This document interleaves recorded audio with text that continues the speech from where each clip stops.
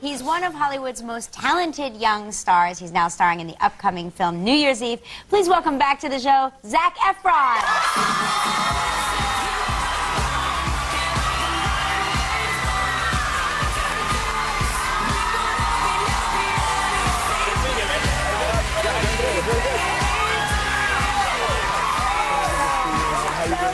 You too, as always.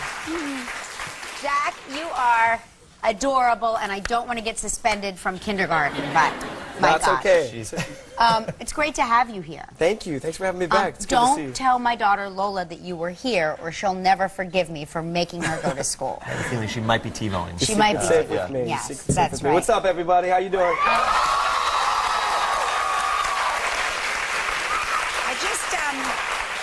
I just want to show our audience something because you were featured recently in People Magazine's Sexiest Men issue. You've been pretty much since the dawn of your existence. Magazines have been talking about the sexy of the Efron. Oh, that's not it. This isn't the photo shoot from People? Is the aviator? Zoom out on the shorts. That's yes, there's the shorts. There you go. Is that if I? You forgot to put your pants on, Zac. See, that was my secret to the Halloween costume. That's just a paparazzi shot, right? We're just hanging out. It's just. Were you one of the Village people? I know exactly who that was. That was like a character from Comedy Central, right? So I did 17 again with Tom Lennon, right. who was big on Reno 911. He played Lieutenant Dangle. Lieutenant Dangle. Yeah, Lieutenant Dangle.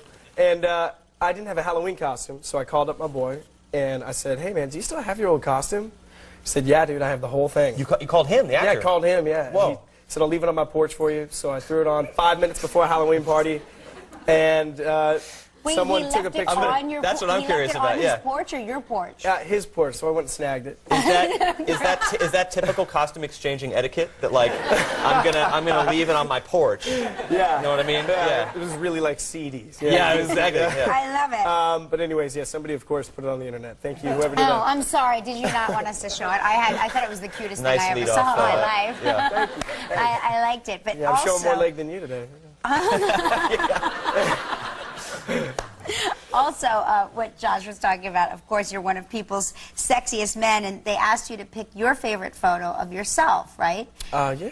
And we have the most adorable picture of you as 2-year-old Zac Efron. 2-year-old. It's You're adorable outside. until you realize that was grand theft. That was. You're a baby car thief. Yep, that was me. Were you a little performer even then, as a child? Were you? I was. You Man, had a skill, a talent. my mom always said that I was a very flirtatious little kid, and I was always playing peekaboo and playing games. Then as I grew up, you know, I started to perform a little bit, and I don't know, I just became a really sort of outgoing, kind of weird, awkward teenager. So life became one big kind of giant awkward stage. I remember meeting you. Do you remember when we met backstage at American Idol, and you were he had just hit Superstar, right?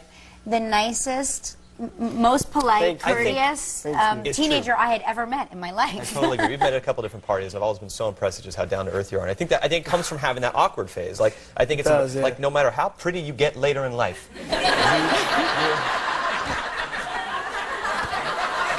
This is a pretty man right here. It's important to have the time that you were a geek. I'm glad we both shared that experience. We'll be right back. Still ahead on. We are back with Zac Efron, star of the amazing ensemble cast New Year's Eve. Great cast. How many actors are in this film? 8,000. 8,000. It's a world record. It is. But I would say, dare I say, in an ensemble cast, you would have the lead role.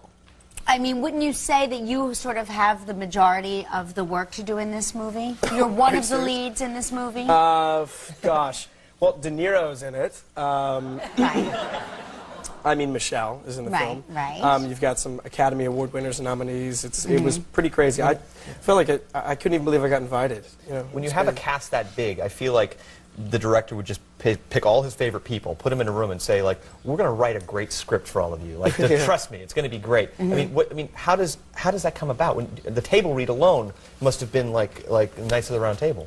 Dude, we didn't even get to do a table read. There was no table read. No table read. They couldn't afford a table. They had to pay all those actors. That's right. Yeah. Too many assistants. Did you have to bring your own lunch every day, or like how does it work when a cast is that big? I would assume that they must have, you just have to sort of get yourself ready. Yeah, well, you know what?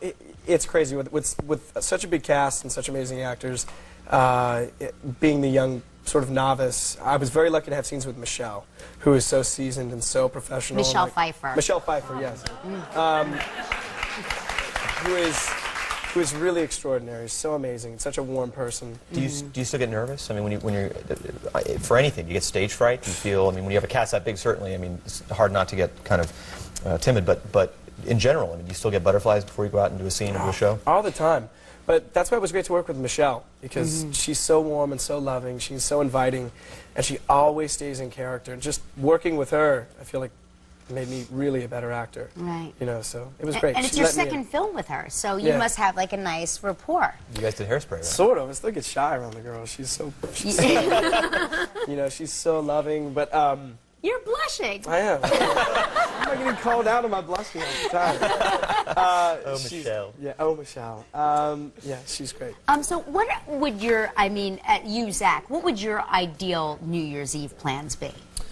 I mean, obviously, besides hanging out with Josh and me, wild party people that we are. The party is going to be amazing. Yeah. My ideal New Year's Eve is hopefully with friends and family. But you know, I always enjoy that moment when you're toasting with champagne, looking at all of your friends, and just remembering to let go of all your past anxieties. Remember to live in the moment, and you know, plan for the future and wish for the best. So.